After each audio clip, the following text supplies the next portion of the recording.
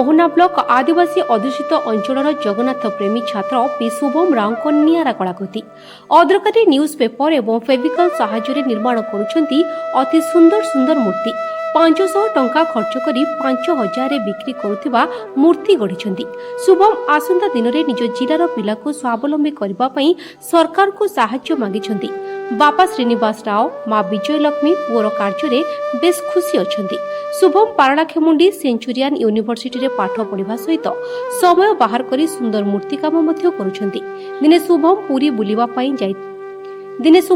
बुलिबा पई जाई जगन्नाथଙ୍କ मूर्ति देखिथिले, किंतु अधिक दामर मूर्ति होइथिबारु मूर्ति किनि पारिले नाही। सेठारे से मनस्थ कले निजे मूर्ति तयारी करिवे। सेबेठारु किछि कागज टुकुडा संग्रह करी फेविकल साहाय्य निर्माण करुछंती अति सुंदर सुंदर मूर्ति।